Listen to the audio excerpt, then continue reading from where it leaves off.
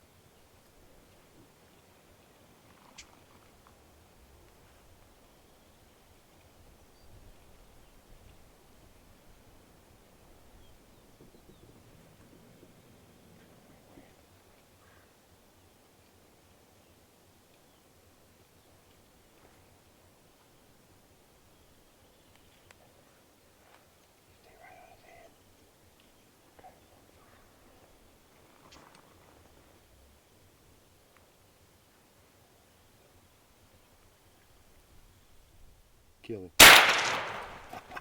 Safety. Safety. Run out there and get him by both legs.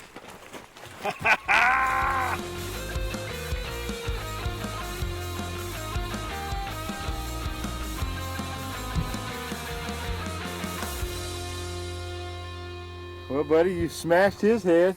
Well, thank you. How about that? Your first turkey ever, huh? Oh, yeah. Feels good. I will say, you can shoot that 20 gauge really good. Well, thank you. Try to, anyways. This is Austin's third turkey hunt, and this is the first time he's got to ever have a chance to hunt over the decoys. And we had some snacks this morning, and we took a little nap here or there, and I noticed your head kept nodding down a time or two. Yep. But his mom and dad let him skip school today so he could go turkey hunting and enjoy the woods. So what do you like better, turkey hunting or skipping school? I'd have to say it's a tie, but if I had to choose, turkey hunting. Yeah, turkey hunting's pretty fun, huh? Yeah. Are you addicted? You love it? Oh, yeah. It's pretty addicting. Well, the key this morning, Austin, to this hunt, since you're a newcomer to this sport, is we got set up and they came up behind us, but the jakes messed them up. So we were calm and we were patient. We ate a few more snacks and we took a little nap and we were patient. So the key to this turkey was patience. It was cloudy. And I told you, when the sun comes out, they're going to start gobbling, didn't I? Oh, yeah. And so the sun came out. We moved literally 130 yards from where we were sitting, got up so we could call down in this big valley. 2 or 3 started gobbling at us, and it wasn't 10 minutes. And Austin here was pulling the trigger on that Benelli, busting his very first spring turkey. We better take some pictures. Tell your mom and dad that you are a turkey slayer. Folks, thanks for being with me today on the 15-yard files. And Austin Daniels blasting his very first spring gobbler. Well, Mom, Dad, thank you for letting me skip school.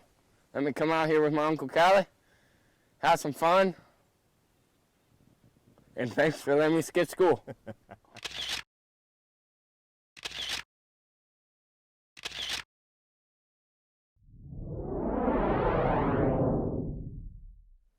Folks, when that big old gobbler came around the corner, I don't know who was more excited, myself or Austin, but I knew when that gobbler saw the decoy spread and he came in on a string, we were going to get him.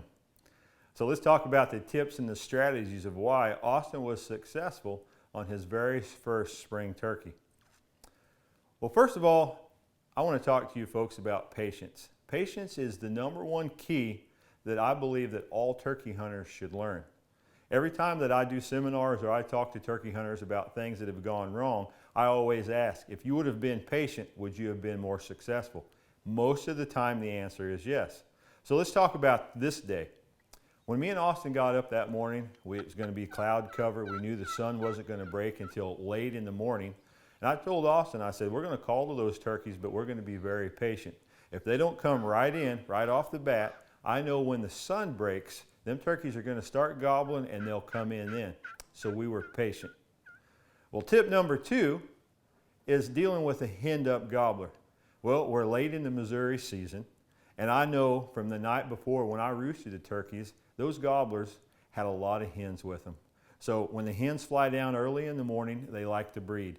So calling to that old gobbler, you can let him know you're there and he's going to gobble at you, but he's not going to come to you. So that goes right back to the patience thing. So we got 2 things to deal with. One, it was cloudy, and #2, we were dealing with henned up turkeys. So I said, we're just going to wait. And that's sure enough what we did. Well, about 10 o'clock, the sun came out, and that's a perfect time for the hens to leave and go to the nest, and the gobblers start wandering around. So I started calling, and I started getting some response.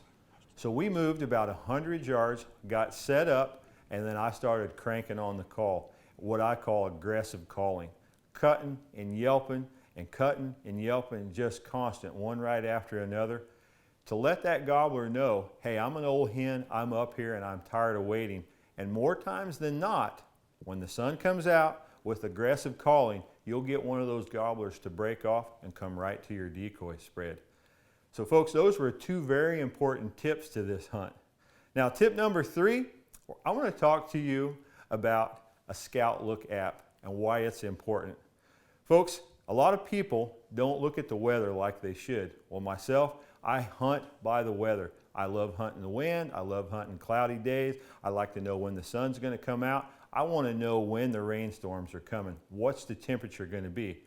Well, folks, by simply downloading the Scout Look app and keeping that on your smartphone, you can check that anytime that you want, and it's going to let you know what the weather's doing.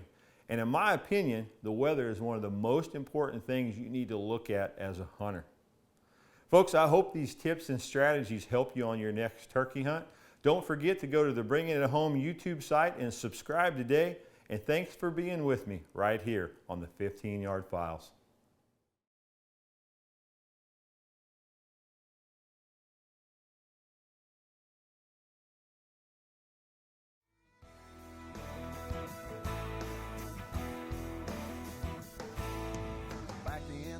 Where you can't see the forest for all the cottonwood trees. My little humble abode sits back in a hole where nothing don't bother me.